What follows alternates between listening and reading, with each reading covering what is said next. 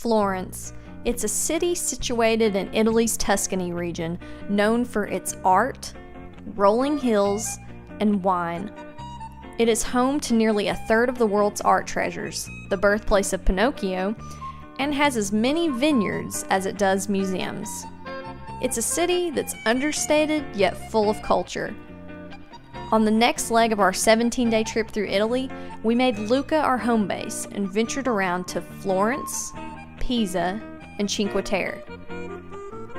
While in Florence, we took in the Galleria dell'Accademia, home to Michelangelo's David, the Duomo, and the Pitti Palace, home to royal apartments, the Uffizi Gallery, and the breathtaking Boboli Gardens. For this portion of our trip, while staying in Lucca, we had access to a car, so we took off through the Tuscany countryside and soon realized why it is known the world over for its beauty. With rolling hills, panoramic views, and Italian cypress trees lining the roads, it is like a setting straight out of a Renaissance painting. We decided to stop in San Gimignano, a hilltop town surrounded by a wall that dates back to 450 AD. We wandered down the cobblestone roadways, occasionally making way for Fiats or groups of nuns, taking in all the leather shops and culinary delights at every turn. My dad and Poppy quickly found some limoncello, a drink from the Amalfi Coast region made of fresh lemon juice, sugar, and vodka. Is that limoncello? Limoncello. Is it good? Very good. Brown bag and some limoncello. And what's the name of this town? San Gimignano.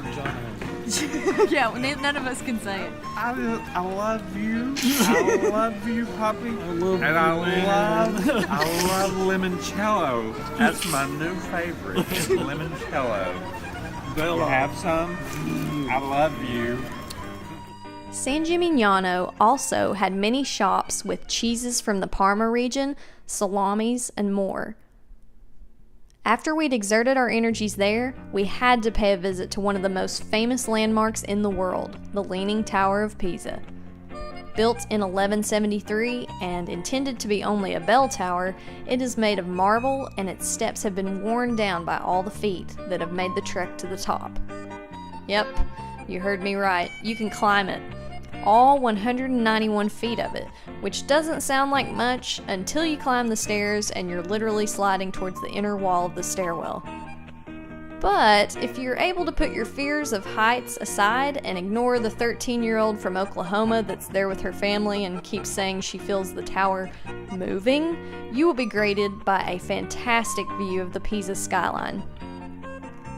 The Leaning Tower also has its own cathedral, Piazza del Duomo, which is just as impressive as the tower itself, and full of Byzantine details and architecture.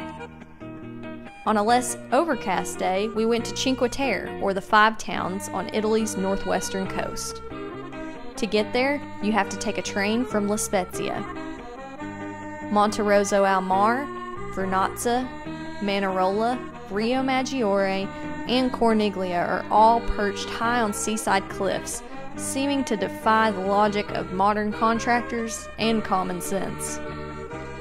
The result is towns full of faded stucco buildings that hold a very distinct charm as they tower above the waves. We ate lunch in the town of Vernazza, indulging in the regional cuisine, which boasts dishes such as spaghetti and squid ink and spaghetti alla prawns. Cinque Terre was unlike any of the other places we saw while in Italy. It wasn't quite as colorful as Burano, and yet it made an impression on me. Venice, Florence, Pisa, and Cinque Terre, all northern Italian cities and all more diverse than the next. When I think back on this part of our trip, I'll always remember exploring the streets of San Gimignano, enjoying some of the best truffles and peppercorn steak at Celestino's near the Ponte Vecchio, and just letting loose and having fun.